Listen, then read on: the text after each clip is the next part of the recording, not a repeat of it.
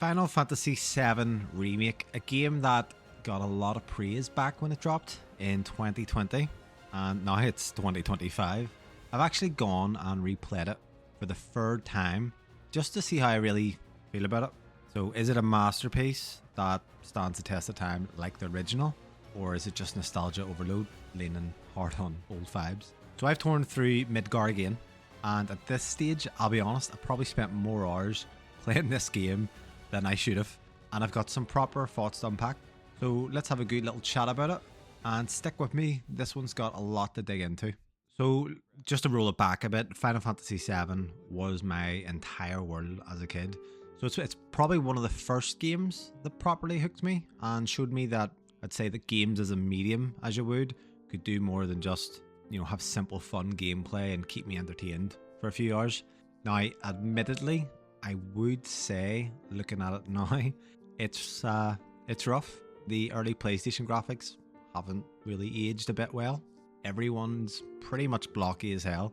They actually genuinely look like Lego figures now with swords glued on, which does make it hard to recommend to new people, even if I think they should definitely play it.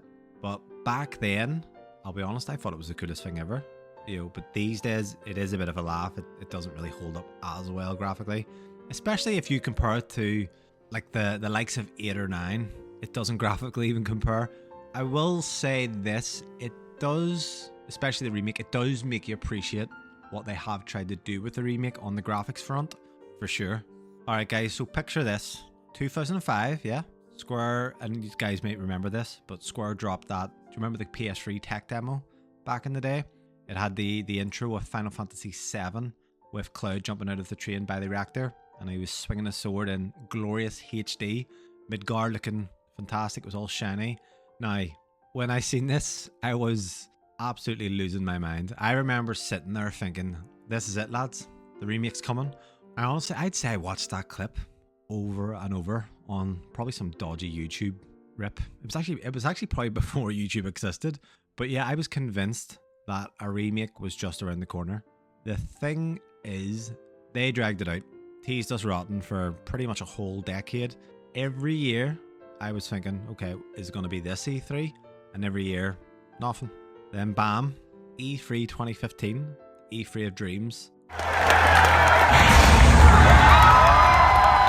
Trailer drops, and I'll say this, the trailer looked amazing. It was like Advent Children quality to me.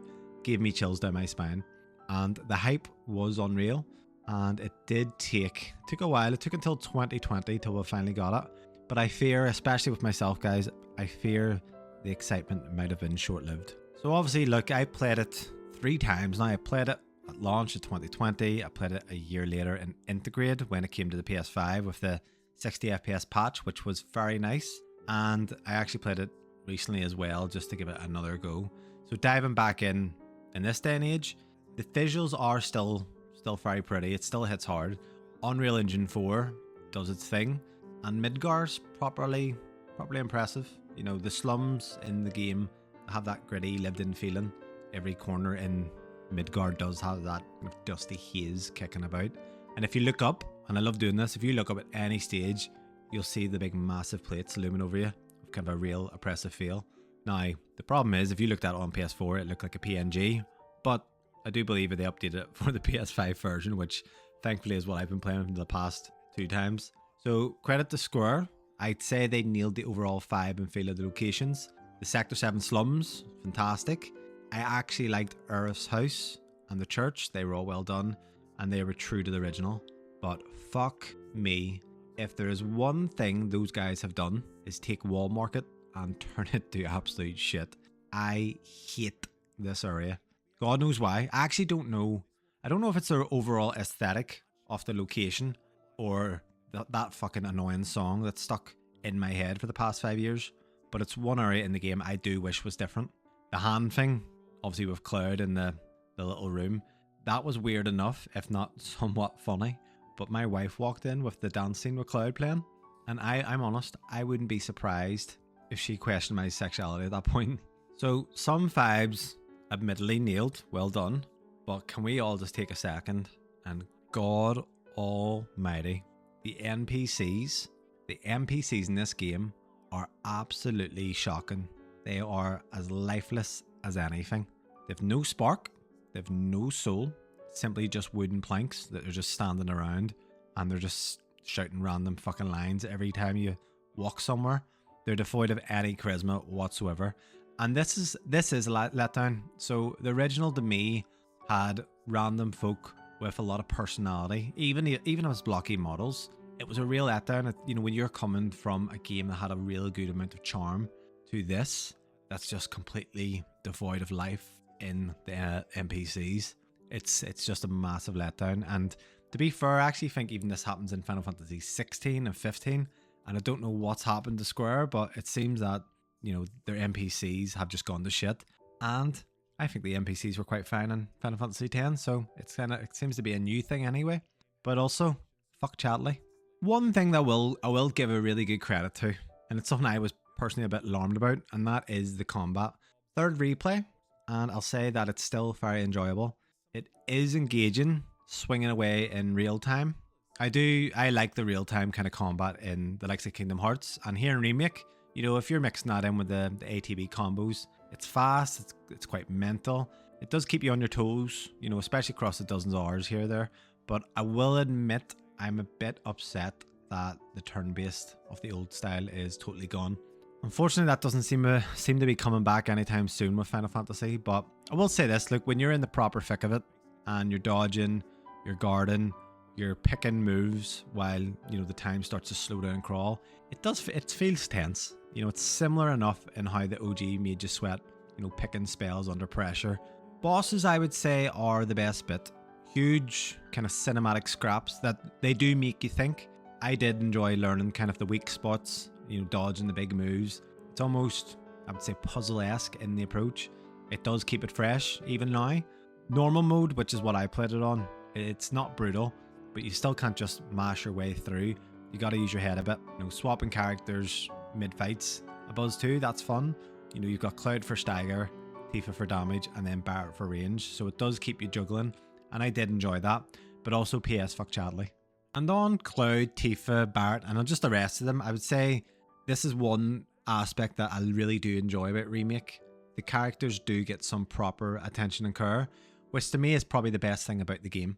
It makes a big difference. So Cloud's still Cloud. He's still moody and he is himself, but he's got more heart. There's a bit more layers to him than before. You know, the little awkward chats that kind of warm you to him. It's just so fucking awkward. And then Tifa is just Tifa. You know, she's got her quiet badassery that comes through stronger, and she's got some massive aspects to her. And Barret's same old Barret, just fucking loud and shouting away. But the Avalanche crew, and this is where it really does really well for me, they do really kind of bring them more to life. So Jessie, fantastic character, and definitely is a standout for me. And then Biggs and Wedge, they get fleshed out proper. So now you've got to watch Cloud getting thirsted over by Jessie for half the game. But it's nice seeing them go from just blocky blobs that have really no character development in the original game to actual characters with a bit of soul. So props there.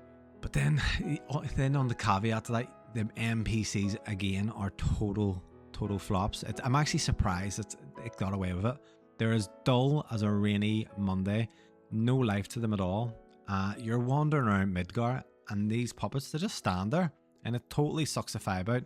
It just feels like a real missed chance to make the world pop, and it's really disappointing. Here's where it probably goes a bit more pear-shaped for me, okay? And that would be the padding.